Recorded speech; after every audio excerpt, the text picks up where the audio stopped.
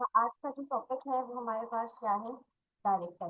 Directors में की अगर मैं बात करूँ तो एक डायरेक्टिव हम ऑलरेडी पढ़ चुके हैं। डायरेक्टिव का काम क्या होता है कि भाई अगर आपने अपने HTML के अंदर क्या करना है भाई, जावास्क्रिप्ट को भी ऐड करना है, यूजर की इंटरेक्शन को बढ़ाना है, किस तरह से? सबसे पहले तो यहाँ टॉपिक का नाम लिख देते हैं। टॉपिक का नाम क्या है हमारे पास? डायरेक्टिव। ठीक है, डायरेक्टिव का काम क्या है कि भाई अगर मैं कहूँ कि भाई मुझे, मैंने जो अपनी एक वेबसाइट बनाई है वो स्टैटिक है, उसको एनहेंस करना है, उसमें यूजर के अट्रैक्शन को, इंटरेक्शन को बढ़ाना है कि भाई यूजर आकर बटन पर क्लिक करे तो ये वाला काम परफॉर्म हो जाए। यानी कि जावास्क्रिप्ट की कुछ फंक्शनैलिटीज जैसे इफ है, फोर है, ये सारी चीजें जो हम जावास्क्रिप्ट में इस्तेमाल करते थे एंगुलर में, उसको हम एज अ डायरेक्टिव यूज करते हैं। कौन कौन से डायरेक्टिव हमारे पास होते हैं? ng4 एक डायरेक्टिव है, इसी तरह से ngf एक डायरेक्टिव है, इसी तरह से जैसे हमने वहां स्विच पढ़ा, यहाँ पर हमारे पास क्या है?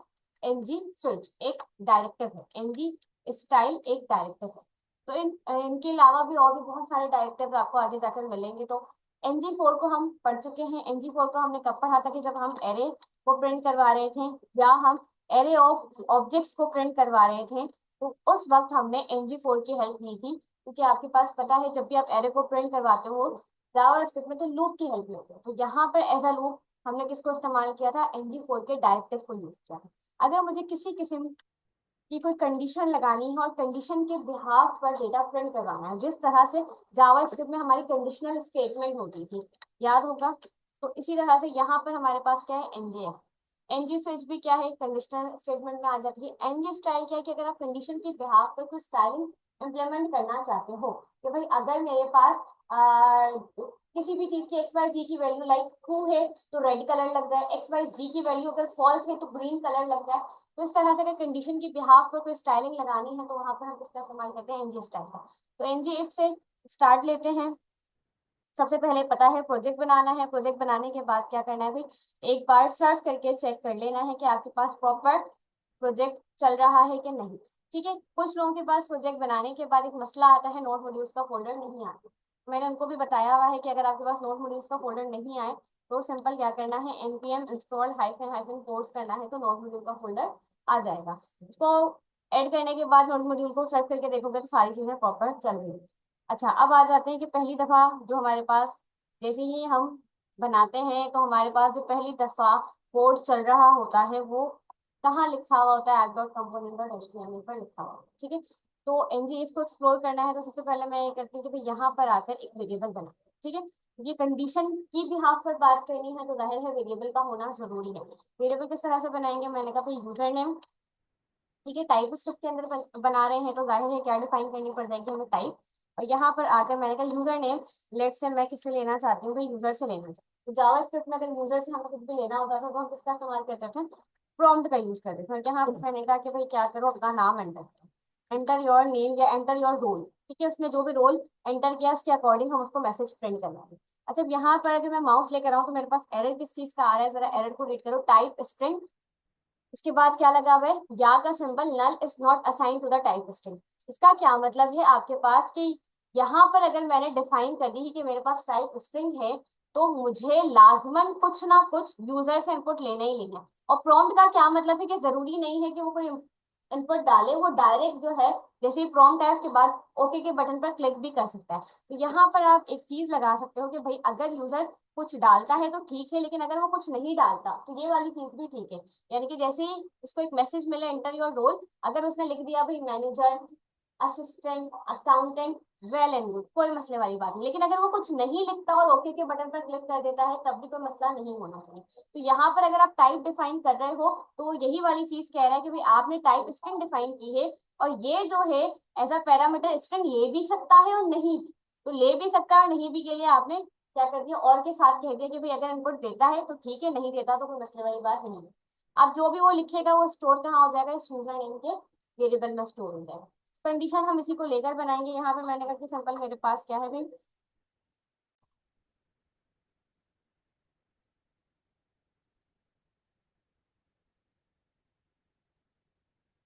तो यहाँ पर एनजेफ, एनजेफ का क्या मतलब है? कि अगर यूजर नेम इक्वल इक्वल है, अब मुझे यहाँ कंडीशन देनी है तो कंडीशन मैं किस तरह से दूंगी? कि यहाँ पर आके मैंने कहा कि भाई मेरे पास वेरिएबल का नाम क्या था? User name. ठीक है, वो इक्वल इक्वल है, इसके इक्वल इक्वल है, एडमिन के इक्वल इक्वल है।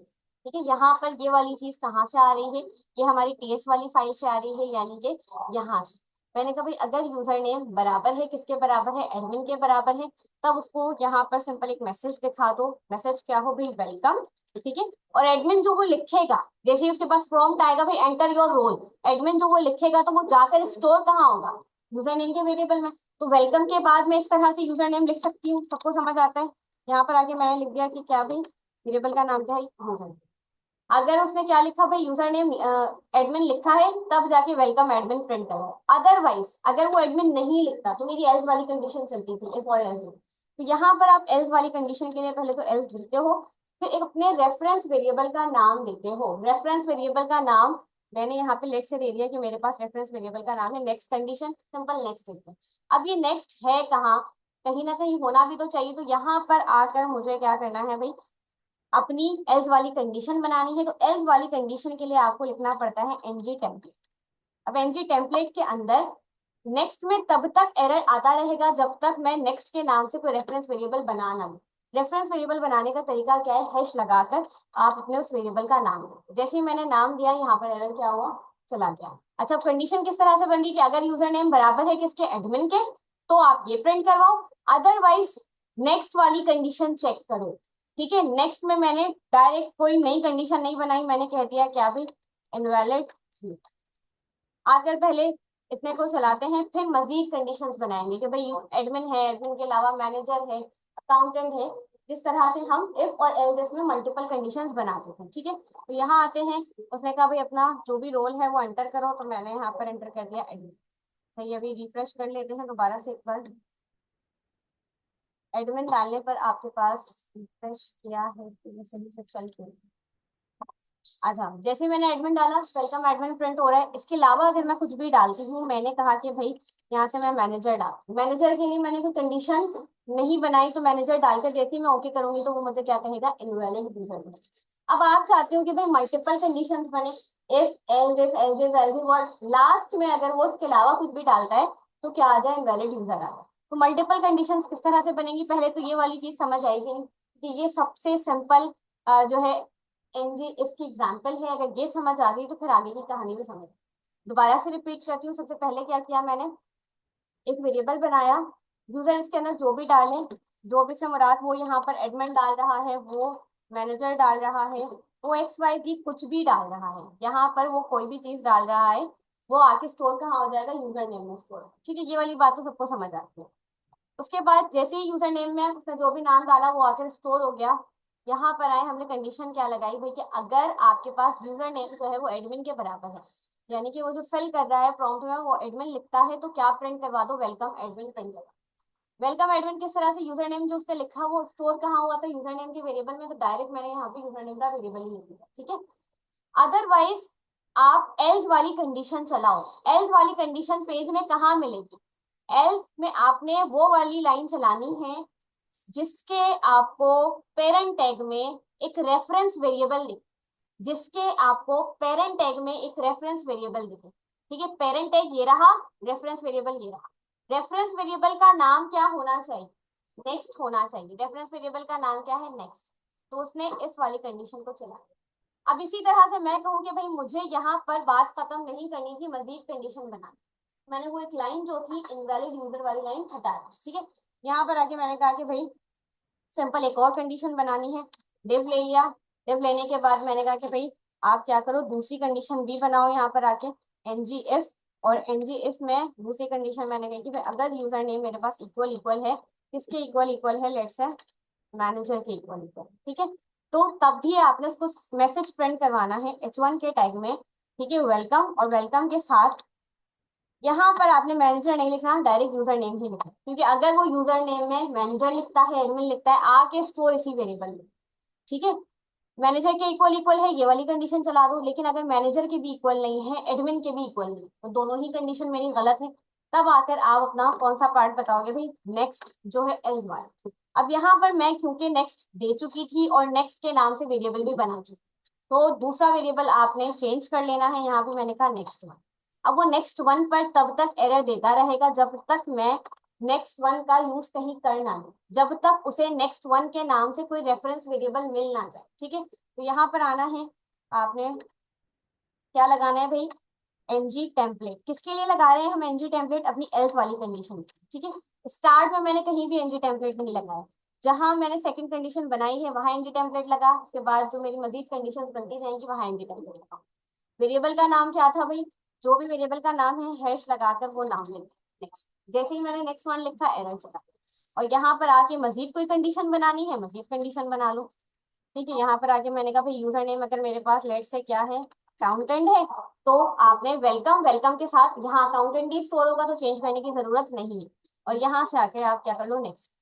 नेक्स्ट टू कर लिया है आपने, अब तब तक उसको नेक्स्ट टू जब तक नहीं मिलेगा तब तक उसने क्या देना है, एरर, ठीक है। और यहाँ पर आके हैश लगाकर हम क्या कह देंगे भाई, नेक्स्ट। और यहाँ पर लास्ट अगर मुझे कंडीशन करनी है तो मजीद कोई डिफ लगाकर एनजी इफ लगाने की जरूरत नहीं है, यहीं पर अपनी बात क्या करते हैं, खत्म करते हैं। इनवैलिड के साथ आप जो भी उसने यूजर नेम डाला है वो नाम प्रिंट करवा दें, या आप अपनी मर्जी से मैसेज दे दें कि भाई इनवैलिड यूजर नेम, ठीक है। अगर आप चेक करते हैं, हमने 3 कंडीशंस बनाई हैं, एडमिन के लिए, मैनेजर के लिए, अकाउंटेंट के लिए, ठीक है। तो यहाँ पर आके देखते हैं कि भाई, यहाँ से आके मैंने कहा कि भाई मेरे पास, मैंने लिख दिया मैनेजर, ठीक है, वेलकम मैनेजर सेट है, प्रिंट हो रहा है। इसी तरह से मैंने लिख दिया क्या भाई, एडमिन, प्रिंट हो रहा है। इसी तरह से मैंने लिख दिया अकाउंटेंट, ठीक है, प्रिंट हो रहा है। अब अगर मैं आके इसके अलावा कुछ लिखती हूँ, मैं लिखती हूँ यहाँ पर एसआरओ, ठीक है, कि भाई उसका जो रोल है वो एसआरओ है, तो उसको उसने क्या कह दिया, इनवैलिड यूजर नेम। बात समझ आती है, कोई कंफ्यूजन, कोई मसला, हाँ जी। क्यों बनाया था ये वेरिएबल्स, इसका क्या काम है, ये तो तुम लोग मतलब क्लास में बैठ के सो रहे हो तो समझ तो रहे हो। हाँ, वो क्या, सॉल्व, हाँ जवाब, क्या काम है इसका। Next, next one, next two, ये क्या है, हमारे शाम किसको पता है, किसी को तो पता होगा। वो फिर हमें एंड ऑपरेटर लगाना है, एक कंडीशन दे दी उसके बाद एंड ऑपरेटर, दूसरी कंडीशन तीसरी कंडीशन लिख सकते हैं, मसले वाली बात नहीं है। लेकिन हमारा टॉपिक एनजीएफ है, ऑपरेटर नहीं है। अगर हम ऑपरेटर की तरफ जाएंगे तो फिर हम एक में लिख सकते हैं, जैसे हम लॉजिकल ऑपरेटर का इस्तेमाल करते हैं, ये कंडीशन भी चेक करो, ये कंडीशन भी चेक करो, देन प्रिंट करो। लेकिन यहाँ पर हम क्या करवा रहे हैं कि भाई एक एक कंडीशन को चेक करो, अगर यूजर नेम इसके बराबर है तो ये वाली लाइन प्रिंट हो, अगर यूजर नेम इसके बराबर है तो ये वाली लाइन। एक ही में लिखोगे तो फिर लाइन कैसे प्रिंट करवाओगे। मिसाल के तौर पे यहाँ मैंने एडमिन के लिए भी केस बना दिया, यहाँ मैंने मैनेजर के लिए भी बना दिया, अकाउंटेंट के लिए, प्रिंट मैं क्या करवाऊंगी, एडमिन, मैनेजर या अकाउंटेंट, ठीक है। तो इसको क्या कहते हैं भाई, रेफरेंस वेरिएबल है। क्या है ये, रेफरेंस वेरिएबल है, इसको ध्यान में रखें। अच्छा, सेकंड क्या था हमारे पास, एनजी, इसके बाद एनजी स्विच। स्विच के सारे पढ़कर आ चुके हैं, नाम सुना सुना लग रहा होगा, जावास्क्रिप्ट में पढ़ा था, पीएचपी में पढ़ा था। अच्छा, अब स्विच पर आते हैं, इस सारे काम को मैं फिलहाल के लिए कमेंट करती हूँ, और यहाँ से आकर जो बार बार यूजर से इनपुट मांग रहा है इसको भी कमेंट, ठीक है। कमेंट करने के बाद जो है दोबारा से काम शुरू करते हैं स्विच के। अच्छा, स्विच के लिए क्या करना है, सिंपल एक अच्छी सी एग्जांपल ले लेते हैं। वही वाला काम है कि यहाँ पर भी कंडीशन की बिहाफ पर आप कुछ ना कुछ प्रिंट करवा रहे होते हो। अब कौन सी कंडीशन लगा रहे हो, क्या कर रहे हो, ये उस एग्जाम्पल पे डिपेंड करता है जो एग्जाम्पल आप कर रहे हो, ठीक है। तो यहाँ पे मैंने कहा कि सिंपल एक बना लेते हैं ड्रॉप डाउन, ठीक है। ड्रॉप डाउन बनाने के लिए सिंपल आपने क्या लिखा, सेलेक्ट, और ऑप्शंस लेकर ड्रॉप डाउन बना लिया। यहाँ पे मैंने कहा कि भाई बाय डिफॉल्ट जो आ रहा हो वो क्या आ रहा हो, सिलेक्ट एनी सेमेस्टर, ठीक है, ये लिखा हुआ आ रहा हो। और यहाँ पर आपने एडीएससी लिखवा दिया, और यहाँ पर आपने क्या लिखवा दिया भाई, एसडीएससी, ठीक है। 2 सेमेस्टर्स दे दिए। ये सिर्फ और सिर्फ यूजर को क्या हो रहा है, व्यू हो रहा है। अगर आप चाहते हो सेलेक्ट हुई हुई वैल्यू को टारगेट करना, तो यहाँ पर वैल्यू में आपको वो वैल्यू लिखनी पड़ेगी। जैसे यहाँ पर मैंने लिख दिया क्या भाई, एडीएससी, कैपिटल में ही लिख लेते हैं, और यहाँ पर मैंने लिख दिया क्या भाई, एचडीएससी, ठीक है। अब मैं चाहती हूँ कि भाई यूजर यहाँ से जो भी सिलेक्ट करे, आके इसको पहले रिफ्रेश करते हैं, यहाँ से जो भी सिलेक्ट करे उसको मुझे टारगेट करना है। अगर वो एडीएससी को सिलेक्ट करता है उसको टारगेट करना है, एचडीएससी को सिलेक्ट करता है तो उसको टारगेट करना है। तो टारगेट करने के लिए पहली चीज तो हमने यहाँ पर वैल्यूज असाइन कर दी, और यहाँ मैं कहती हूँ कि भाई बाय डिफॉल्ट क्या लिखा हुआ आ रहा हो, सेलेक्ट लिखा हुआ आ रहा हो, ठीक है। अब मैं क्या चाहती हूँ कि भाई जैसे ही मेरे पास इस ड्रॉप डाउन से कुछ भी सिलेक्ट होता है एक फंक्शन चलना चाहिए, और इस फंक्शन के अंदर इसकी कौन सी वैल्यू जो है वो चूज हुई है वो मुझे पता चल जाए।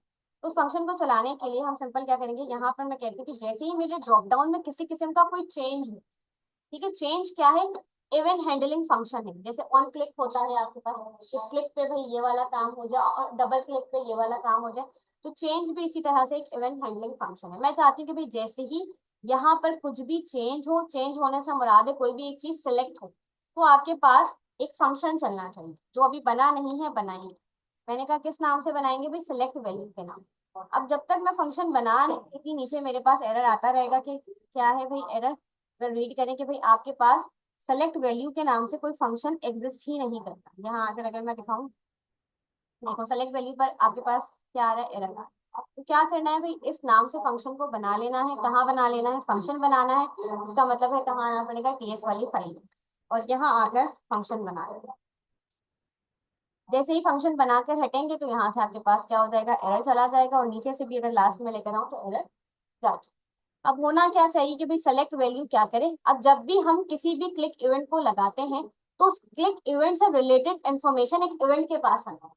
तो यहाँ पर आपको किसका इस्तेमाल करना पड़ेगा कि भाई ये जो है डॉलर इवेंट लगाओगे, ठीक है। अच्छा, डॉलर इवेंट लगाने के बाद अब वो डॉलर इवेंट में क्या दे रहा है, आपके पास एरर दे रहा है। एरर किस चीज का दे रहा है कि भाई यहाँ पर आपने एक पैरामीटर पास किया है, लेकिन यहाँ जो फंक्शन आपने बनाया है वो पैरामीटराइज नहीं है। तो यहाँ पर आकर मैं कहती हूँ कि भाई इसको भी मैं पैरामीटराइज बना देती हूँ, और वैल्यू इसकी कुछ भी हो, एक्स वाई जी लगाकर, मैंने कहा डेटा टाइप कुछ भी हो सकती है। डेटा टाइप अगर नहीं भी लगाना चाहो, आप बोलो भाई डेटा टाइप नहीं लगा रहे, डायरेक्ट हम ऐसे ही लिख रहे हैं, तो उस केस में वो कहेगा कि भाई किस टाइप की वैल्यू आ रही है, ये तो पता होना चाहिए। क्या कह रहा है, X Y G is declare but its value is never been declare. तो हो गया, लेकिन इसकी वैल्यू जो आने वाली है वो किस डेटा टाइप की है ये हमें मालूम ही नहीं। तो या तो यहाँ एनी लगा दो या यहाँ स्ट्रिंग लगा दो, आपकी अपनी चॉइस। एनी लगा दो ज्यादा बेहतर है कि किस किस्म का भी डेटा है वो कोई एरर नहीं देगा। अब यहाँ हो क्या रहा है, जरा इसको समझो कि जब भी आपके पास ये फंक्शन चलेगा, सेलेक्ट वैल्यू वाला फंक्शन चलेगा, इस ड्रॉप डाउन में क्या चेंज हुआ इससे रिलेटेड इंफॉर्मेशन जाएगी कहाँ पर, इसके पास जाए। इसी इंफॉर्मेशन को हम क्या कर लेंगे भाई, यहाँ पर गेट करेंगे। गेट किस तरह से करेंगे, गेट करने का तरीका क्या है, कंसोल डॉट लॉग पर आते हैं पहले और प्रिंट करके देखते हैं प्रॉपर गेट हो भी रहा है कि नहीं। एक्स वाई जी डॉट, ठीक है, उसके बाद क्या करना है, मुझे टारगेट करना है। किसको टारगेट करना है, वैल्यू को टारगेट। अभी आकर अगर हम यहाँ पर चलाएं F12 प्रेस करके, कंसोल पर आकर आउटपुट देखना है कि भाई क्या सेलेक्ट होने पर कोई वैल्यू गेट हो भी रही है। जैसे ही मैंने एडीएसी सेलेक्ट किया, कंसोल पे मेरे पास क्या प्रिंट हो गया, एडीएसी प्रिंट हो गया। इसी तरह से अगर मैं क्या सिलेक्ट करूँ भाई, एचडीएसी सेलेक्ट करूँ, तो कंसोल पे मेरे पास क्या प्रिंट हो रहा है, एचडीएसी। इसका मतलब ये हुआ, अभी मैं एनजी स्विच पर नहीं गई, इसका मतलब ये हुआ कि वैल्यू प्रॉपर टारगेट तो हो रही है। अब ये दो चीजें आपको कंफ्यूज कर रही होंगी कि भाई ये इवेंट क्या है और ये चेंज क्या है। तो चेंज के बारे में मैंने बताया कि भाई चेंज क्या कर रहा है कि आपके पास आपके ड्रॉप डाउन में आप जो भी वैल्यू सेलेक्ट कर रहे हैं, तो जो चेंजेस हुई हैं उस पर क्या चलाना है, एक फंक्शन चलाना है। और वो फंक्शन करेगा क्या कि जो भी चेंजेस हुई हैं उससे रिलेटेड इंफॉर्मेशन को यहाँ स्टोर करें। यानी अगर एडीएसी सेलेक्ट हुआ है वो यहाँ स्टोर हो गया, अगर एचडीएसी सेलेक्ट हुआ है वो यहाँ स्टोर। यही वाला काम हमने यहाँ पे किया कि भाई सिलेक्ट वैल्यू के नाम से एक फंक्शन बनाया जो एज अ पैरामीटर वैल्यू लेगा। कौन सी वैल्यू ले रहा है, जिस वैल्यू को चूज किया जा रहा है, जिस वैल्यू को सिलेक्ट किया, उस वैल्यू को उसने लिया। यहाँ पर आके मैंने कहा भाई उस वैल्यू को टारगेट करो और वैल्यू को सिंपल क्या करवा दो, प्रिंट। अब आते हैं किस पे भाई, कि केस बनाना है कि केस से रिलेटेड चीजें, अगर वो एडीएसी सेलेक्ट करता है तो उसको एक मैसेज मिल जाए, यू हैव सेलेक्टेड एडीएस। अगर वो एचडीएसी सेलेक्ट करता है तो मैसेज मिल जाए, यू हैव सेलेक्टेड एडीएस, ठीक है। और वो मैसेज दिखाना अपने यूआई पर है। तो किस तरह से दिखाएंगे, सबसे पहले तो आकर यहाँ पे मैंने कहा कि मेरे पास क्या है, एक डिव है, ठीक है। और डिव के अंदर इस्तेमाल किसका करना है, डिव के अंदर डायरेक्टिव का इस्तेमाल करना है। और डायरेक्टिव का नाम क्या है हमारे पास, एनजी स्विच, ठीक है। अच्छा, वैल्यू किसकी सेलेक्ट हो रही है, यहाँ आकर अगर मैं दिखाऊं तो मैं चाहती हूँ कि भाई जो भी वैल्यू सेलेक्ट हो उसको मैं एक वेरिएबल में स्टोर करवाना चाहती हूँ। यहाँ से कोई भी वैल्यू सेलेक्ट होगी उसको मैं इस वेरिएबल में स्टोर करवाना चाहती हूँ। तो यहाँ पर आके मैं एक वेरिएबल बना लेती हूँ, किस नाम से, कोर्स के नाम से। डेटा टाइप बतानी है, मैंने बता दी डेटा टाइप उसकी क्या हो सकती है, कुछ भी हो सकती है। क्लास में क्या नहीं। अच्छा जी, यहाँ पर आपके ने क्या कहा कि भाई जो भी वैल्यू यहाँ से टारगेट हो रही है उस वैल्यू को हमें कोर्स के वेरिएबल में क्या करवाना है, स्टोर करवाना है। उसकी क्लास पीटीएस में होती है, गलती से वो एमडब्ल्यूएस में आ गया। अच्छा जी, यहाँ पर क्या करना है, सिंपल यहाँ पर रखवाना है। यहाँ पे किस तरह से रखवाएंगे, दिस डॉट कोर्स, जो कि इक्विवेलेंट है, किसके इक्विवेलेंट है, यही वाली सारी चीजें उठानी है जो यहाँ पर हमने लिखी है, इसको कॉपी करना है, यहाँ लाके क्या करवा देना, पेस्ट। अब यहाँ पे वैल्यू स्टोर हुई कि नहीं हुई, किया क्या मैंने, सिंपल एक वेरिएबल बनाया, किस नाम से, कोर्स के नाम से। मैंने कहा यहाँ पर जो भी वैल्यू आ रही है उस वैल्यू को टारगेट करो और स्टोर कहाँ करवा दो, दिस डॉट कोर्स के वेरिएबल में करवा दो। अच्छा, यहाँ आके सिंपल उसको क्या करवा लो, प्रिंट करवा लो, ताकि पता भी चल जाए कि भाई यहाँ वैल्यू पहुंची कि नहीं पहुंची। किस तरह से प्रिंट करवाना है, सिंपल यहाँ पे मैंने कहा भाई दिस डॉट कोर्स को प्रिंट। अच्छा, अभी आके देखते हैं कि वैल्यू टारगेट हो रही है कि नहीं हो रही है, प्रॉपर टारगेट हो रही है। अब कंडीशन बनानी है, कंडीशन बनाने के लिए मैंने यहाँ पर क्या लगाया भाई, एनजी स्विच लगा दिया है। और मैंने कहा भाई आपको जो वैल्यूज प्रिंट करवानी है वो किसको देखते हुए प्रिंट करवानी है, इस कोर्स की वैल्यू को देखते हुए प्रिंट करवानी है। तो इसको यहाँ से कॉपी करो, यहाँ आओ और यहाँ कोर्स को डालो। अब केसेस बनाते थे स्विच के अंदर, पहले तो हम यूजर से जो भी इनपुट लेते थे वो वाली चीज होती थी एक तरफ, और नीचे क्या होता था भाई, केसेस होते थे। तो केसेस के लिए मैंने कहा कि भाई S2 का टैग लेते हैं, और S2 के टैग में केस किस तरह से बनाएंगे, एनजी स्विच केस, कहीं ना कहीं दिख रहा होगा ये। अब केस में क्या चीज चेक करनी है, केस में मैंने चेक करवानी है कि वैल्यू, अगर मेरे पास वैल्यू है एडीएससी, तो उसको मैसेज चला, क्या मैसेज मिल जाए, यू हैव सेलेक्टेड, क्या सेलेक्ट किया भाई, एडीएससी से। इसी तरह से कॉपी किया इसको, देन पेस्ट किया, और अगर वैल्यू मेरे पास क्या है भाई, एचडीएससी, तो मैसेज क्या चला जाए, यू हैव सेलेक्टेड एचडीएससी। ठीक है, अभी फिलहाल दो ही कंडीशंस हैं, इन दोनों के लिए काम किया है। आकर एक बार चेक करते हैं, रिफ्रेश करते हैं, और यहाँ से आकर मैंने एडीएससी सेलेक्ट कर लिया, तो मेरे पास मैसेज आ रहा है, यू हैव सिलेक्टेड एडीएससी। इसी तरह से मैंने कहा कि भाई एचडीएससी सेलेक्ट कर लिया, यू हैव सिलेक्टेड। अब अगर आप इस तरह इसको और मजीद बेहतर करना चाहते हो, तो यहाँ पर आप इमेजेस वाला काम भी कर सकते हो। वो किस तरह से कर सकते हो, कि भाई यहाँ पर मैंने कंडीशन चेंज कर दी, मैंने कहा कि यहाँ पर एडीएससी या सेमेस्टर वाली कोई चीज नहीं है, मैं यूजर से कह रही हूँ कि भाई आप क्या करो, एक कोई भी प्रोडक्ट सेलेक्ट। वो प्रोडक्ट क्या हो सकता है भाई, वो मैंने कहा हमारे पास मोबाइल हो सकता है, और क्या हो सकता है इसके अलावा, वॉच। ठीक है, यहाँ पर भी आके मैंने वैल्यू भी वही दे दी, मोबाइल, और ये मेरे पास क्या है, वॉच। ठीक है, कोर्स नहीं है, नाम भी चेंज कर देते हैं ताकि थोड़ा मीनिंगफुल हो जाए। यहाँ पर नाम मैंने क्या रख दिया भाई, प्रोडक्ट रख दिया। इसी नाम को हमने कॉपी किया और कंट्रोल डी प्रेस करके दोनों कोर्सेज को सेलेक्ट करके कंट्रोल बी है। ठीक है, यहाँ पर आकर जाहिर है कोर्स को उसने एरर देना, कोर्स उसको मिल ही नहीं रहा, नाम क्या था, प्रोडक्ट। अब मैं क्या चाहती हूँ कि भाई जो भी प्रोडक्ट वो सेलेक्ट करे, वो मोबाइल सेलेक्ट करे। तो यहाँ पर मैसेज तो आ जाए, यू हैव सेलेक्टेड मोबाइल, लेकिन साथ में उसकी पिक्चर भी आनी चाहिए, यानी उस प्रोडक्ट की पिक्चर भी आनी चाहिए। इसी तरह से अगर वो क्या सेलेक्ट करे भाई, वॉच सेलेक्ट करे, तो मैसेज तो आ ही आए कि भाई यू हैव सेलेक्टेड वॉच, साथ में उसकी पिक्चर भी है। तो पिक्चर के लिए क्या करेंगे, सिंपल है, यहाँ पर हम क्या लेंगे, एक इमेज का टैग। अच्छा जी, इमेज का टैग लेने के बाद क्या करना है, कोई भी एक इमेज उठा लेनी है, यहाँ से आके यहाँ पर मोबाइल की ही इमेजेस उठा लेते हैं।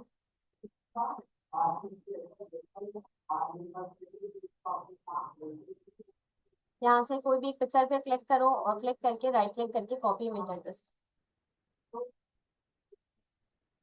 राइट क्लिक क्या है भाई, कॉपी इमेज एड्रेस, और यहाँ एसआरसी में आके ये मैंने, ठीक है, इसी तरह से किसके लिए करना है, वॉच के लिए करना है। तो यहाँ पर आते हैं और मोबाइल की जगह यहाँ लिख देते हैं वॉच। ठीक है, इस पे क्लिक करते हैं, राइट क्लिक, कॉपी इमेज,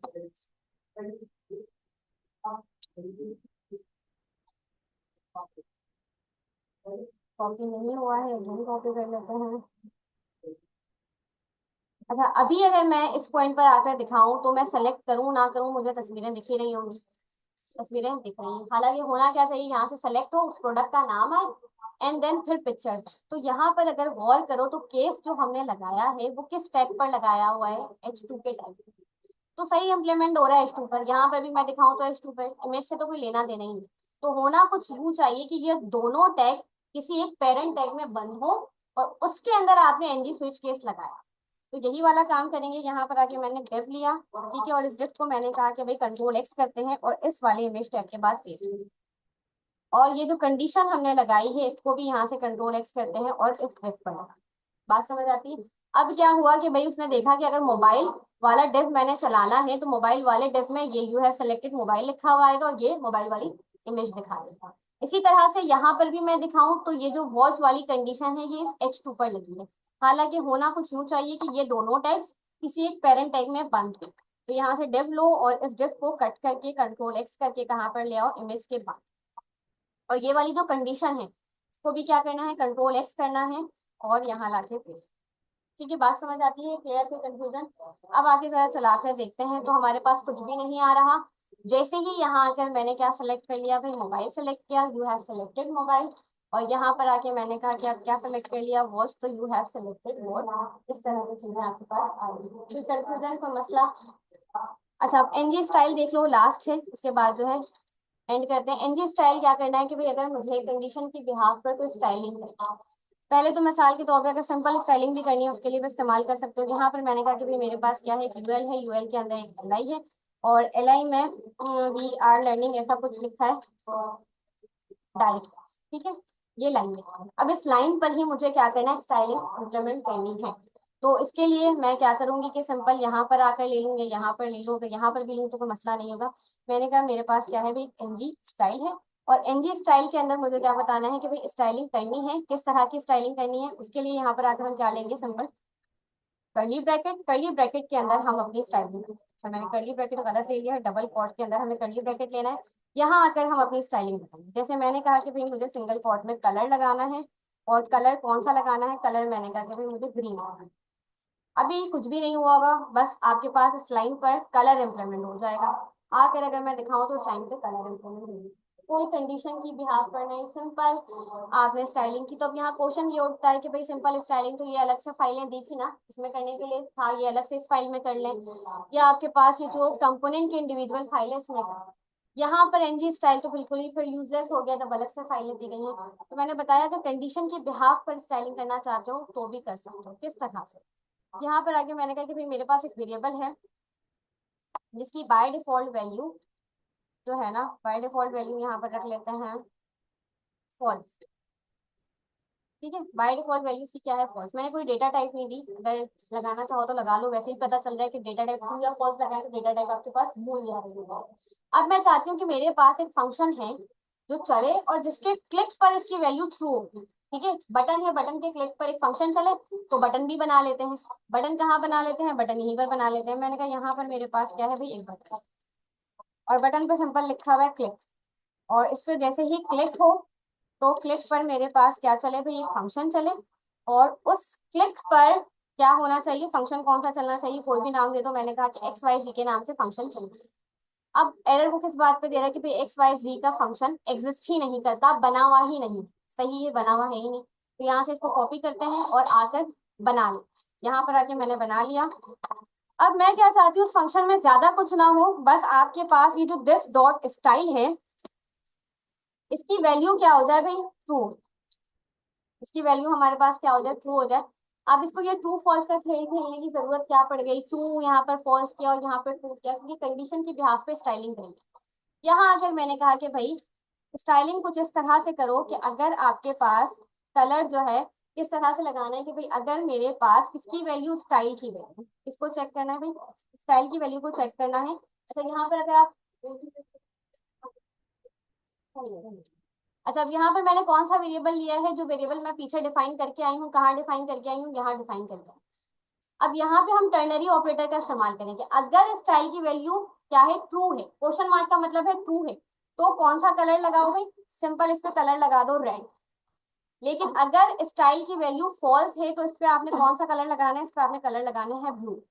तो अभी फिलहाल स्टाइल की वैल्यू क्या है, बाय डिफॉल्ट स्टाइल की वैल्यू क्या है, फॉल्स है। तो फॉल्स पे कौन सा कलर लगेगा, फॉल्स पे कौन सा कलर लगेगा, ब्लू कलर लगेगा। क्लिक पे क्या हो जाएगी वैल्यू स्टाइल की, ट्रू हो जाएगी, तो क्लिक पे कलर भी क्या हो जाएगा, रेड हो जाएगा। तो कंडीशन की बिहाफ पर अगर स्टाइलिंग करनी है तो उसके लिए हम किसका इस्तेमाल करेंगे, एनजी स्टाइल का इस्तेमाल करेंगे। बात समझ आती है? वापस क्लिक कर देते हैं। वापस क्लिक के लिए तो हमने कुछ बनाया ही नहीं ना, क्योंकि बाय डिफॉल्ट अभी वैल्यू क्या है, क्लिक होने के बाद वैल्यू किसमें कन्वर्ट हो रही है, जैसे मैं क्लिक करती हूँ वैल्यू क्या हो जाती है, ट्रू। और ट्रू पे उसने कौन सा कलर दिखाना है, ट्रू पे उसने रेड कलर दिखाना। क्वेश्चन मार्क का क्या मतलब है कि भाई अगर ट्रू है तो रेड, अदरवाइज अगर फॉल्स है तो कौन सा कलर दिखाओ, ब्लू कलर। उस पर आप मल्टीपल चीजें दे सकते हो अपने हिसाब से, कलर के अलावा बैकग्राउंड कलर सेट करना है, फॉन्ट साइज है, फॉन्ट फैमिली, आपकी अपनी चॉइस, ठीक है। स्टॉप करते हैं।